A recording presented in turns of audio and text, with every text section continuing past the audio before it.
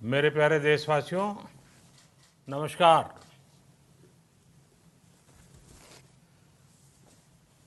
Corona वैश्विक महामारी के खिलाफ लड़ते लड़ते अब हम अनलॉक 2 में प्रवेश कर रहे हैं और हम उस मौसम में भी प्रवेश कर रहे हैं जहां सर्दी, जुकाम, खांसी, बुखार ये सारे न जाने क्या क्या होता है, ये मामले बढ़ जाते हैं। ऐसे में मेरी आप सभी देशवासियों से प्रार्थना है कि ऐसे समय अपना ध्यान रखिए। साथियों, ये बात सही है कि अगर कोरोना से होने वाली मृत्यु दर को देखें तो दुनिया के अनेक देशों की तुलना में भारत संभली हुई स्थिति में है। समय पर किए गए लॉकडाउन और अन्य फैसलों ने भारत में लाखों लोगों का जीवन बचाया है, लेकिन हम ये भी देख रहे हैं कि जब से देश में अनलॉक 1 हुआ है, व्यक्तिगत और सामाजिक व्यवहार में लापरवाही जरा बढ़ती ही चली जा रही है। पहले हम मास्क को लेकर, 2 गज की दूरी को लेकर 20 सेकंड तक दिन में कई बार हाथ धोने को लेकर बहुत सतर्क थे, लेकिन आज जब हमें ज्यादा सतर्कता की जरूरत है तो लापरवाही बढ़ना बहुत ही चिंता का कारण है। साथियों, लॉकडाउन के दौरान बहुत गंभीरता से नियमों का पालन किया गया था। अब सरकारों को, स्थानीय निकाय की संस्थाओं को,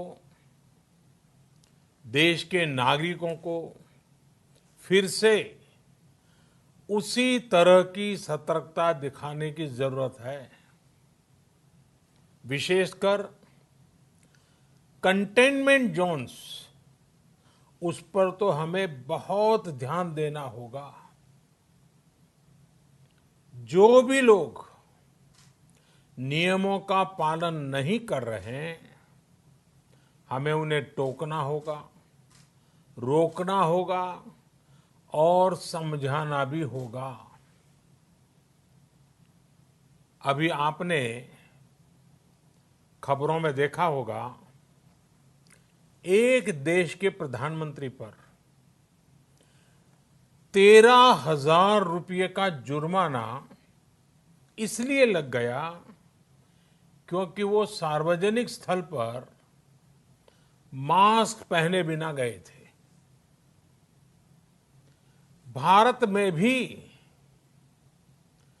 स्थानीय प्रशासन को इसी चुस्ती से काम करना चाहिए। ये 130 करोड़ देशवासियों के जीवन की रक्षा करने का अभियान है। भारत में गांव का प्रधान हो या देश का प्रधानमंत्री, कोई भी नियमों से ऊपर नहीं है।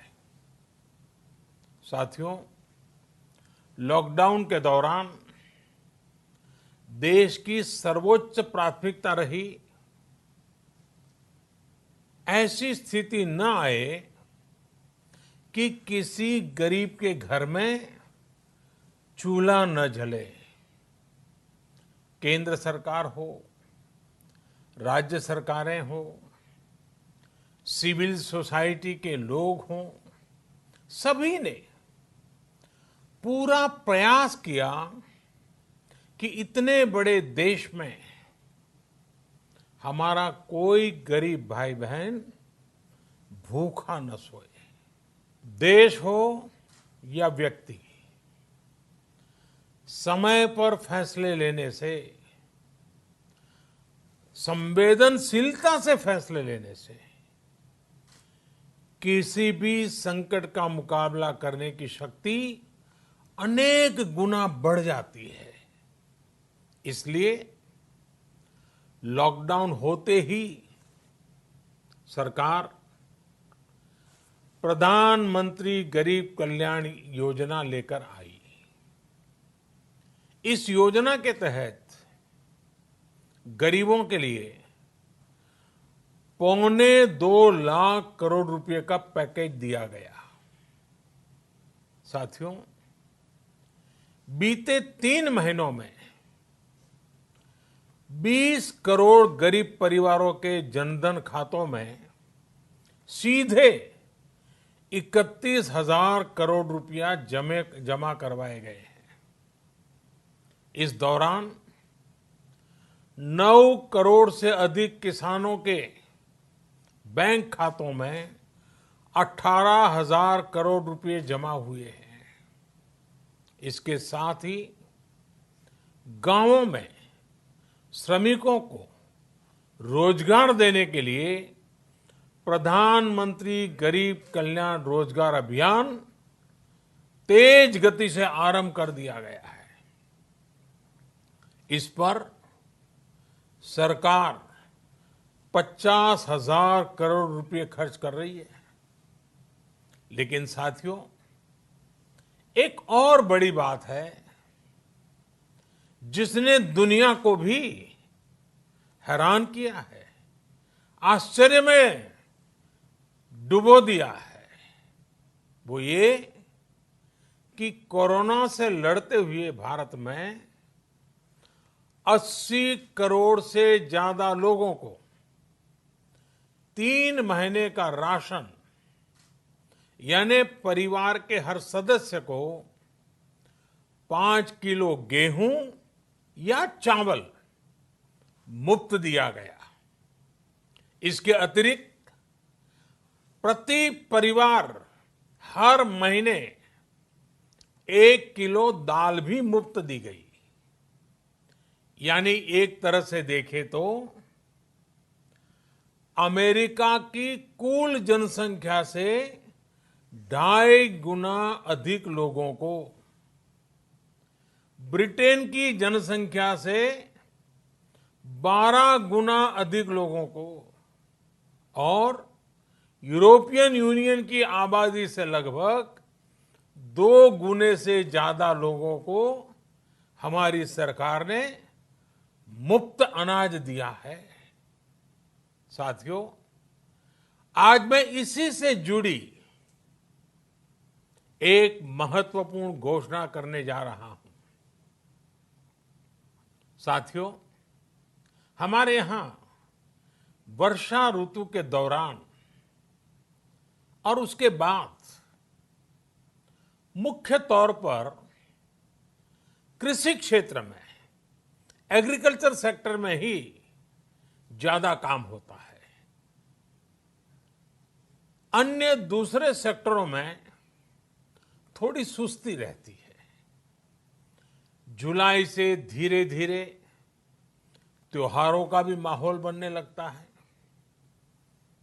अब आप देखिए, अभी 5 जुलाई को गुरु पूर्णिमा है, फिर सावन शुरू हो रहा है, फिर 15 अगस्त आएगी, रक्षाबंधन आएगा, कृष्णा जन्माष्टमी आएगी, गणेश चतुर्थी आएगी, ओणम होगा और आगे जाएं तो काटी बिहू है, नवरात्रि है, दुर्गा पूजा है, दशहरा है, दीपावली है, छठी मैया की पूजा है। त्योहारों का ये समय जरूरतें भी बढ़ाता है, खर्च भी बढ़ाता है। इन सभी बातों को ध्यान में रखते हुए ये फैसला लिया गया है कि प्रधानमंत्री गरीब कल्याण अन्न योजना का विस्तार अब दिवाली और छठ पूजा तक, यानी नवंबर महीने के आखिर तक कर दिया जाएगा। यानी 80 करोड़ लोगों को मुफ्त अनाज देने वाली ये योजना अब जुलाई, अगस्त, सितंबर, अक्टूबर, नवंबर में भी लागू रहेगी। सरकार द्वारा इन 5 महीनों के लिए 80 करोड़ से ज्यादा गरीब भाई बहनों को हर महीने परिवार के हर सदस्य को 5 किलो गेहूं या 5 किलो चावल मुफ्त मुहैया कराया जाएगा। और साथ ही प्रत्येक परिवार को हर महीने 1 किलो चना भी मुफ्त दिया जाएगा। साथियों, प्रधानमंत्री गरीब कल्याण अन्न योजना के इस विस्तार में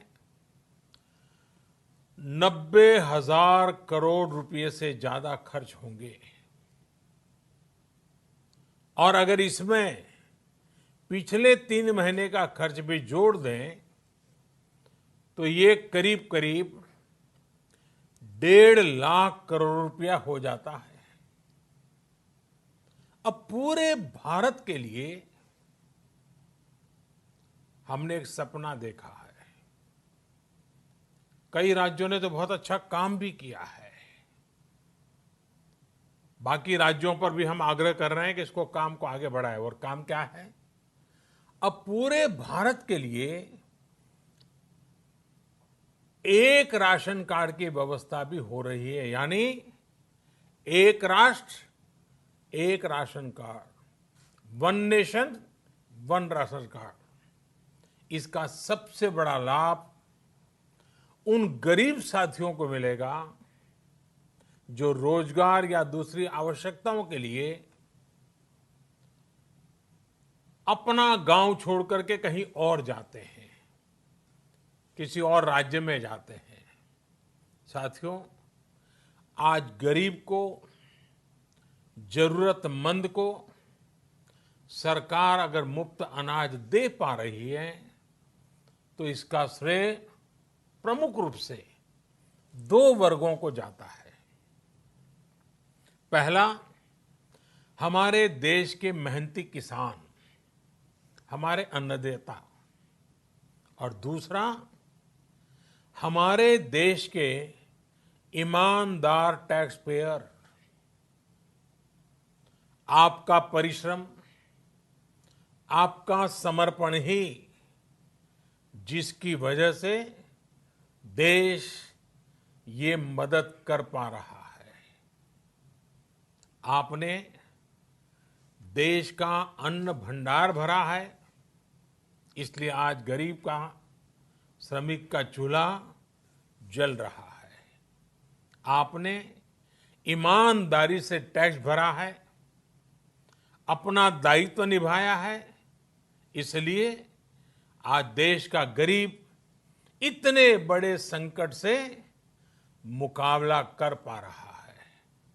मैं आज हर गरीब के साथ ही देश के हर किसान, हर टैक्स पेयर का हृदय से बहुत बहुत अभिनंदन करता हूं, उन्हें नमन करता हूं। साथियों, आने वाले समय में हम अपने प्रयासों को और तेज करेंगे। हम गरीब, पीड़ित, शोषित, वंचित हर किसी को सशक्त करने के लिए निरंतर काम करेंगे। हम सारी एहतियात बरतते हुए इकोनॉमिक एक्टिविटीज को और आगे बढ़ाएंगे। हम आत्मनिर्भर भारत के लिए दिन रात एक करेंगे। हम सब लोकल के लिए वोकल होंगे। इसी संकल्प के साथ हम 130 करोड़ देशवासियों को मिलजुल करके संकल्प के साथ काम भी करना है, आगे भी बढ़ना है। फिर से एक बार मैं आप सबसे प्रार्थना करता हूं, आपके लिए भी प्रार्थना करता हूं, आपसे आग्रह भी करता हूं, आप सभी स्वस्थ रहिए, 2 गज की दूरी का पालन करते रहिए, गमछा, फेस कवर, मास्क ये हमेशा उपयोग कीजिए, कोई लापरवाही मत बरतिए। इसी आग्रह, इसी कामना के साथ मैं आप सभी को बहुत बहुत शुभकामनाएं देता हूं।